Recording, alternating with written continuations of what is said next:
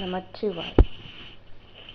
இன்னைக்கு யாரை பற்றி பேச போகிறேன்னா, மும்மையால் உலகாண்ட மூர்த்திக்கும் அடியேன் அப்படின்னு சுந்தரமூர்த்தி நாயனார்கள் அவர்கள் பாடினார் இல்லையா.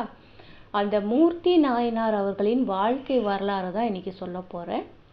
மூர்த்தி நாயனார் அவர்கள் எந்த ஊரை சேர்ந்தவர் அப்படின்னா, பாண்டிய நாட்டில் இருக்கக்கூடிய பாண்டிய நாட்டின் தலைநகராக விளங்கிய மதுரை மாநகரை சேர்ந்தவர் தான் மூர்த்தி நாயனார்.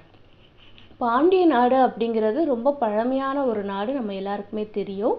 பாண்டிய நாட்டில் பார்த்தோன்னா மதுரை மாநகரில் தான் நம்மளுக்கு தமிழுக்கு சங்கம் வைத்து தமிழ் வளர்த்த இடம் அப்படிங்கிறது மதுரை அப்படிங்கிறது எல்லாருக்குமே தெரிஞ்ச ஒரு விஷயம். இந்த மதுரை மாநகரில் ஒரு வணிகர் குலத்தில், வணிகர் அப்படின்னாலே ஓரளவுக்கு செல்வம் நிறைந்தவர்களாக தான் இருப்பாங்க அந்த காலத்துலலாம். அதே மாதிரி ஒரு செல்வ செழிப்பான ஒரு வீட்டில் தான் இந்த மூர்த்தி நாயனார் அவர்கள் அவதரிக்கிறாரு. அவருக்கு பிறந்ததிலிருந்தே சிவபெருமான் மீது அளவு கடந்த ஒரு பக்தி. அளவு கடந்த பக்தினா என்ன, எதுவுமே நம்மளுக்கு பெரிய விஷயம் கிடையாது. எந்த பேரும் நம்மளுக்கு நிலைச்சி இருக்காது. பேரு அப்படின்னா செல்வம், எந்த செல்வமுமே நம்மளுக்கு நிலைச்சி இருக்காது. நம்மளுக்கு சிவபெருமானுடைய அருள் தான் நமக்கு கிடைக்கக்கூடிய மிகப்பெரிய செல்வமாக இருக்க முடியும் அப்படிங்கிறத ரொம்ப ஆணித்தரமாக நம்பக்கூடியவர் தான் இந்த மூர்த்தி நாயனார். மூர்த்தி அவர்கள் அவதரித்ததிலிருந்தே சிவபெருமானுக்கு பெரிய பக்தியோட அவருக்கு கைங்கரியம் பண்ணுறதுல இவருக்கு ரொம்ப விருப்பம் இருந்தது. அதுவும் இல்லாமல் தினமுமே இவர் சிவபெருமான் அவர்களுக்கு சந்தன காப்பு அப்படின்னு சொல்லுவாங்க. அதாவது சந்தனத்தை அரைச்சி, அந்த சந்தன கட்டையை அரைச்சி அதை எடுத்துட்டு போய் சிவபெருமான் அவர்களுக்கு சந்தன காப்பு பண்ணுறது தான் இவர் தினமும் செய்யக்கூடிய ஒரு கைங்கரியமாக இருந்தது. மதுரை மாநகரில் மீனாட்சி அம்மனோட சோமசுந்தரன் அப்படிங்கிற பெயரில் நம்ம சிவபெருமான் தரிசனம் தரக்கூடிய ஒரு கோவில் தான் திரு ஆலவாய் அப்படிங்கிறது.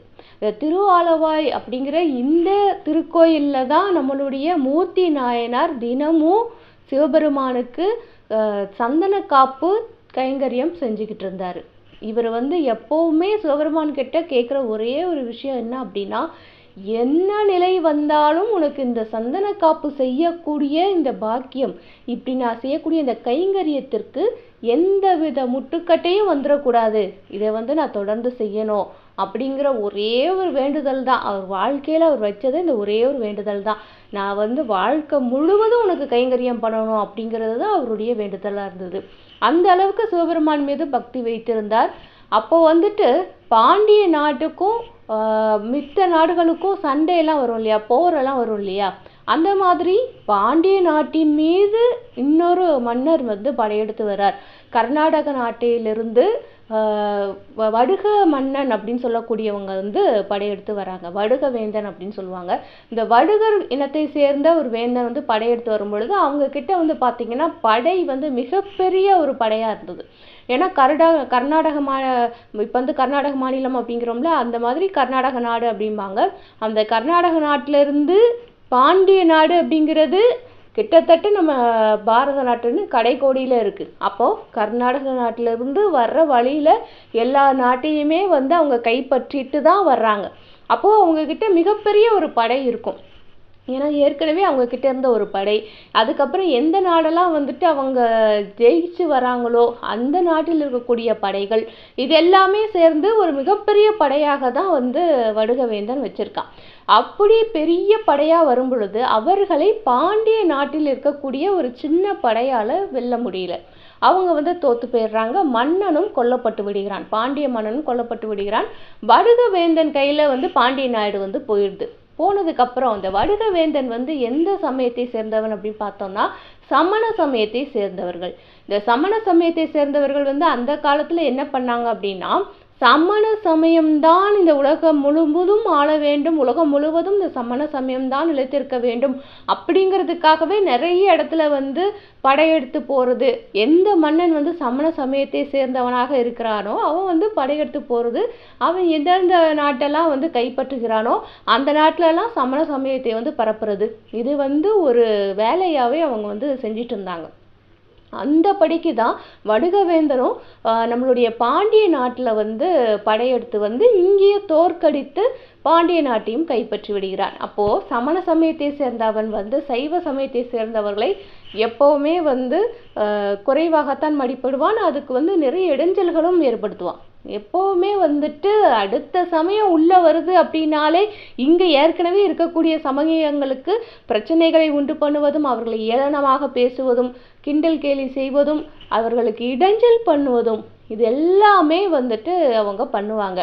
அது மட்டும் இல்லாமல் ஆட்சி அதிகாரம் அவங்க கையில் இருக்கும் பொழுது நிச்சயமாக கெடுதல் பண்ணுவாங்க. அந்த வகைக்கு இந்த வடுக மன்னனும் என்ன பண்ணான் அப்படின்னா, சமணர்களுக்கு மட்டும்தான் இவர்களுடைய ஆதரவை தெரிவிப்பானே தவிர மற்றபடி இருக்கக்கூடிய சைவ சமய வழிபாடுகளுக்கு எல்லாத்துக்குமே இவன் இடைஞ்சல் பண்ணிக்கிட்டு இருந்தான். இடைஞ்சல் பண்ணிட்டு இருக்கும்போது எல்லாருமே ஓரளவுக்கு மன்னனுக்கு வந்து என்ன சொல்றது, அவன் கிண்டல் பண்ண போறான், கேலி பண்ண போறான், இடைஞ்சல் பண்ண போறான். அதையும் தாண்டி வந்து நிறைய பேரை சித்திரவதையெல்லாம் பண்ணிக்கிட்டு இருந்தான். சைவ சமயத்தை சேர்ந்த அத்தனை பேரையுமே சித்திரவதைகள் செய்தான். அதே வகையில நம்மளுடைய மூர்த்தி நாயனாரையும் இவன் வந்து சித்திரவதைகளை செய்யறான். செஞ்சா கூட நீ என்ன சித்திரவதை செஞ்சாலும் பரவாயில்ல, நான் வந்து சிவபெருமானுக்கு செய்யக்கூடிய அந்த கைங்கரியத்தை நிறுத்தவே மாட்டேன் அப்படின்னு சொல்லிட்டு தினமும் இவர் வந்து சந்தனம் அரைப்பாரு. சந்தனத்தை கொண்டு போய் நம்மளுடைய சோமசுந்தர பெருமானுக்கு வந்து சாத்துவது, சந்தன காப்பு போடுவது, இதை வந்து இவர் விடாம செஞ்சிட்டு இருந்தார். அப்போ வந்து அந்த மன்னனுக்கு வந்து ஒரே இதாக இருந்தது, இவர் எப்படியாவது இவரை வந்து செய்ய விடாமல் தடுக்கணும் அப்படின்னு சொல்லிட்டு என்ன பண்ணுவார், நாட்டுக்குள்ளே சந்தன கட்டைகளே கிடைக்காத மாதிரி ஏற்பாடு பண்ணிட்டார். எங்கே தேடினாலும் நாட்டுக்குள்ளே சந்தன கட்டைகள் வரவே கூடாது அப்படிங்கிற மாதிரி தடையெல்லாம் அறிவித்து சந்தன கட்டைகளே உள்ளே வரவிடாமல் பண்ணிட்டார். இப்போ வந்துட்டு நம்மளுடைய மூர்த்தி நாயனாருக்கு சந்தன கட்டைகளே கிடைக்கல. ஒரு நாள் வந்து கொஞ்ச நஞ்சம் இருந்த சந்தன கட்டைகளை வச்சு ஏதோ வந்து கைங்கரியம் பண்ணிக்கிட்டு இருந்தாரு. எல்லாமே காலி ஆயிடுச்சு. இவர் எவ்வளவோ தேடி முயற்சி பண்ணி பார்க்குறாரு, சந்தன கட்டைகள் கிடைக்கவே இல்லை. நாட்டுக்குள்ளே சந்தன கட்டைகளை அலோவ் பண்ணவும் இல்லை. அதனால வந்து இவருக்கு வந்து ரொம்ப கஷ்டமாக போயிடுச்சு. தேடி திரிஞ்சு ஒரு நாள் ஃபுல்லாக அப்படியே ஊர் ஃபுல்லாக சுற்றி சுற்றி வராரு சந்தன கட்டைக்காக. எங்கேயுமே கிடைக்கல. பொழுது போயிடுச்சு, ராத்திரி ஆயிடுச்சு. ராத்திரி ஆனோன்னா நேராக வந்து திருஆலவாய் கோயிலுக்கு வந்து வர்றாரு. திருஆலவாய் கோயிலுக்கு வந்த உடனே இவருக்கு வந்து ரொம்ப மனசு கஷ்டத்தில் அந்த கல்லை பார்க்குறார். தினமும் சந்தனம் அரைக்கக்கூடிய அந்த கருங்கல் வந்து அங்கே இருக்குது. அந்த கல்லை பார்த்த உடனே இவருக்கு சந்தனக்கட்டை தானே கிடைக்கல, எனக்கு வந்து அரைக்கக்கூடிய கை வந்து என்கிட்ட தானே இருக்குது, அப்போ நான் என் கையை மட்டுமே வச்சு அரைச்சி நான் வந்து சிவபெருமானுக்கு காப்பு போடுறேன் அப்படின்னு சொல்லிட்டு இவர் என்ன பண்ணுறாரு, இவருடைய முழங்கை இருக்கு இல்லையா, முழங்கையை வந்து அந்த கருங்கல்ல வச்சு தேய்க்க ஆரம்பிக்கிறார். தேய்ச்சிக்கிட்டே இருக்காரு. தோலெல்லாம் கிழிஞ்சு போச்சு, சதையெல்லாம் கிழிஞ்சு போச்சு, எலும்பும் வந்து தேய ஆரம்பிச்சிடுச்சு. எலும்புக்குள்ளே இருக்கக்கூடிய எலும்பு மச்சைன்னு சொல்லுவாங்க இல்லையா, எல்லாமே வந்து சதறி வெளியில் வந்து விழுந்துருச்சு. இருந்தாலும் இவர் அரைக்கிறத நிப்பாட்டல, நரைச்சிக்கிட்டே இருக்காரு. ரத்தம் வலிஞ்சு ஓடிக்கிட்டே இருக்கு. இதெல்லாம் பார்த்து சிவபெருமானால் பொறுத்துக்கவே முடியல. இப்படி எலும்பு வந்து தேஞ்சு எலும்புக்குள்ளே இருக்கிற அந்த எலும்பு மச்சையெல்லாம் வெளியில் வந்து விழுந்ததுக்கப்புறம் கூட இவன் வந்து நிறுத்தவே இல்லையே, நம்மளுக்காக இப்படி வந்து பாடாப்படுறானே அப்படின்னு சொல்லிட்டு என்ன பண்ணுறாரு, ஒரு அசரீரியா நம்மளுடைய மூர்த்தி நாயனார்கிட்ட பேசுகிறாரு. நீ வந்து நிறுத்து, இதை முதல்ல நிறுத்து, இதை வந்து என்னால் பார்க்கவே முடியல, இந்த கொடுமையெல்லாம் என்னால் வந்து பார்க்கவே முடியல, முதல்ல நிறுத்து, இதை நிறுத்திட்டு நீ என்ன பண்ணுற, இந்த வேந்தன் தானே உனக்கு இவ்வளோ கெடுதல் பண்ணுறான், இந்த வேந்தனுடைய ஆட்சி இப்போ முடிவுக்கு வந்துடும். முடிவுக்கு வந்த உடனே நீ வந்து அரசாட்சி பண்ணு. நீ அரசாட்சி பண்ணினா மட்டும்தான் சைவ சமயத்தை தலைக்க வைக்க முடியும். சைவ சமய மக்களுக்கு நீ செய்ய வேண்டும், என்னெல்லாம் செய்யணும்னு நினைக்கிறேன் அதெல்லாம் நீ அரசனாக இருந்தால் தான் செய்ய முடியும். அதனால இந்த ஆட்சி வந்து முடிவுக்கு வரப்பொழுது அடுத்தது நீ வந்து அரசாட்சிக்கு வந்து நீ என்னெல்லாம் செய்யணும்னு நினைக்கிறியோ அதெல்லாம் செய்ய, இந்த வேலையெல்லாம் பண்ணாத, என்னால் பார்க்க முடியல அப்படிங்கிறத அசரீரியா சிவபெருமான் வந்து பேசுகிறார். அது அசரீரி குரலை கேட்ட உடனே இவருக்கு வந்து ஒரே பதட்டமாயிடுது. எந்திரிச்சு நின்று அப்படியே கும்பிட ஆரம்பிச்சிட்டார். இவர் கும்பிட ஆரம்பிக்கும் போது என்ன ஆச்சுன்னா, கையில் வந்து சதையெல்லாம் கிழிஞ்சு போயிருந்தது இல்லை, எலும்பெல்லாம் உடஞ்சி எல்லாமே சதறி போயிருந்தது இல்லையா, எல்லாமே சுத்தமாயிடுச்சு. ரத்தம்லாம் வலிஞ்சு ஓடி ரத்த நாற்றம் எடுத்து அந்த இடமே ஒரு மாதிரி இருந்தது.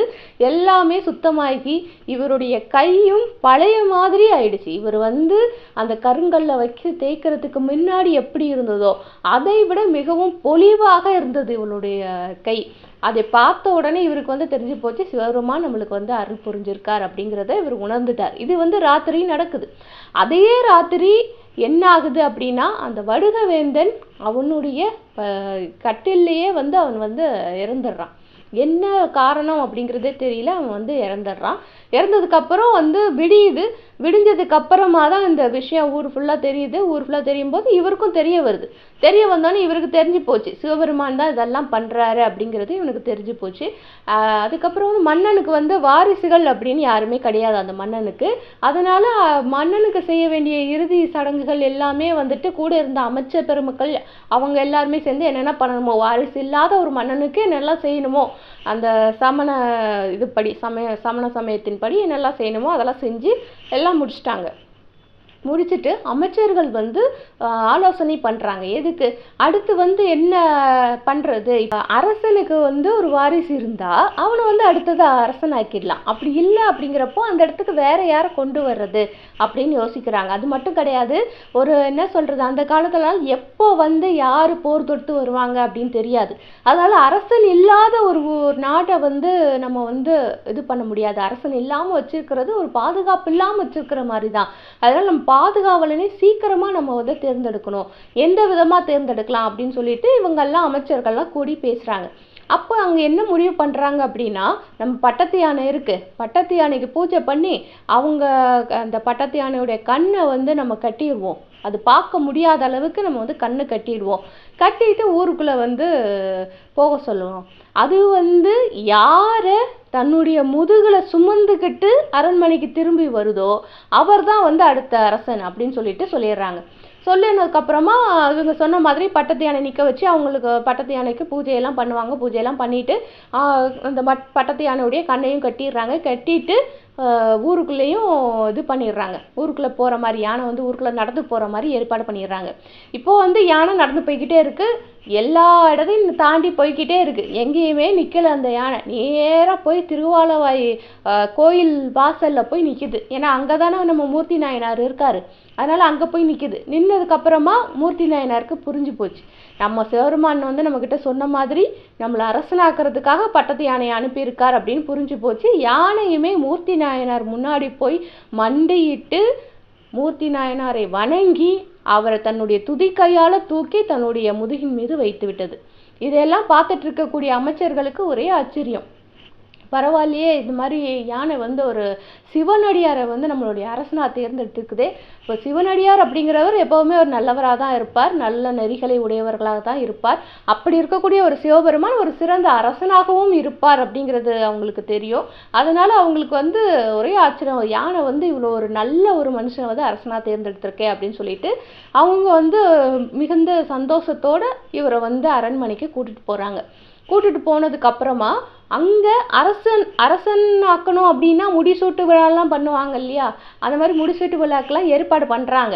ஏற்பாடு பண்ணிகிட்டு இருக்கும் பொழுது அங்கே வந்து நம்ம மூர்த்தி நாயனார் என்ன சொல்கிறாருன்னா, எனக்கு சைவ சமயத்தில் என்னென்ன பண்ணுவாங்களோ, முடிசூட்டு விழா எப்படி பண்ணுவாங்களோ அந்த மாதிரி தான் பூஜைகள் பண்ணி எனக்கு வந்து முடிசூட்டு விழா பண்ணணும். அப்படிங்க சைவ சமயத்தின்படி பண்ணுறதா இருந்தால் நான் அரசனாக வந்து பொறுப்பேற்றுக்கிறேன், இல்லைன்னா ஏற்றுக்க மாட்டேன் அப்படின்னு சொன்னதுக்கப்புறம் அமைச்சர்கள் வந்து அவங்களுக்கு வந்து வேற எதிர்த்து பேச மாட்டாங்க. அந்த காலத்துலலாம் அரசன் வந்துட்டு அவங்கள வந்து எதிர்த்து பேச மாட்டாங்க. அப்போ அமைச்சர்கள் என்ன சொன்னாங்களோ, நீங்கள் என்ன சொல்கிறீங்களோ என்ன கட்டளை இடுறீங்களோ அதை வந்து செய்கிறதுக்கு நாங்கள் தயாராக இருக்கோம். இப்போ வந்து சைவ சமயத்தின் படி தான் செய்யணும்னா சைவ சமயத்தின் படி நம்ம எல்லாமே செஞ்சுக்கலாம் அப்படின்றாங்க. இன்னொரு நிபந்தனையும் விதிக்கிறாரு நம்மளுடைய மூர்த்தி நாயனார். என்ன விதிக்கிறாருன்னா, அவருக்கு வந்து சிவபெருமானை தவிர வேற எந்த பற்றுதலும் கிடையாது. ஏற்கனவே செல்வ செழிப்பான ஒரு குடும்பத்தில் தான் பிறந்திருக்காரு. அப்படி இருந்தாலும் கூட செல்வத்தின் மீதோ வேறு பேர்கள் மீதோ எது மேலேயுமே அவருக்கு வந்து பற்றுகள் கிடையாது. இப்போ வரைக்கும் பிரம்மச்சாரியாக தான் இருக்கார். வாழ்க்கை முழுக்க பிரம்மச்சாரியாக தான் இருக்கணும், ஐம்புலன்களை அடக்கி ஆளணும், சிவபெருமானை தவிர வேற சிந்தனையே நமக்கு வரக்கூடாது இப்படின்னெல்லாம் யோசிக்கக்கூடியவர் அவர்.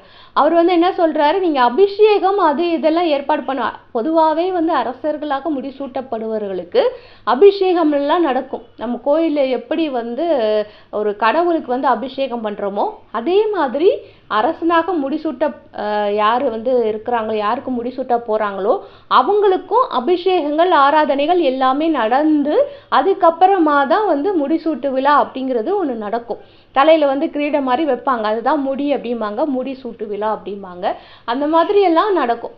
அப்படி நடக்கும்போது இவர் வந்து என்ன சொல்றாருன்னா, எனக்கு எந்த அபிஷேகமும் நீ செய்யக்கூடாது, நீ அபிஷேகம் பண்ணணும் அப்படின்ற ஒரு விதி இருந்ததுன்னா எனக்கு வந்து திருநீரால மட்டும்தான் நீ அபிஷேகம் பண்ணணும், திருநீற்று அபிஷேகம் மட்டும்தான் எனக்கு நடக்கணும். ரெண்டாவது, அரசர்கள் ஆபரணங்கள்லாம் வந்து என்னை வந்து நீ அணிய சொல்லக்கூடாது. அரசர் அணியக்கூடிய ஆபரணங்களாக நான் என்ன ஆபரணம் அணிவேன்னா ஒன்லி ருத்ராட்சம் மட்டும்தான் அணிவேன், ருத்ராட்சத்தை தவிர வேற எந்த ஆபரணமும் நான் வந்து அணிய மாட்டேன் அப்படின்னு சொல்லிட்டார். அதே மாதிரி முடி அப்படின்னு சொல்லிட்டு எனக்கு வந்து பொன்னாலான அந்த முடியெல்லாம் நான் வந்து வச்சுக்க மாட்டேன். எனக்கு வந்து ஜடாமுடி இருக்கு இல்லையா, அதுதான் ஜடாமுடி தான் தரிப்பேன், அதுதான் என்னுடைய முடி. என்னுடைய முடிசூட்டு விழாவில் ஜடாமுடி தரித்து தான் நான் வந்து முடிசூட்டு விழாவில் பங்கேற்பேன் அப்படின்னு சொல்லிட்டார். சொன்னதுக்கு அப்புறமா வந்து அரசர் சொல்லிட்டாரு, அதை மீற முடியாது. அதனால வந்து அமைச்சர்கள் நீங்க என்ன சொல்றீங்களோ அப்படியே ஆகட்டும், நீங்க எப்படி விரும்புறீங்களோ அப்படியே வந்து நீங்க முடிசூட்டு விழாவை நீங்க ஏத்துக்கோங்க அப்படின்னு சொல்லிட்டு அவர் சொன்ன பிரகாரமே அந்த விபூதி அபிஷேகம் பண்ணி ருத்ராட்ச அணிகலன்கள் அவருக்கு கொடுத்து ஜடாமுடி தரிக்க வச்சு அவரை வந்து அரசனாக உட்கார வச்சாங்க. அவரும் வந்துட்டு நல்ல விதமாகவே ஆட்சி பண்ணாரு. அவருடைய ஆட்சியில் எந்த விதமான களங்கமும் வரல.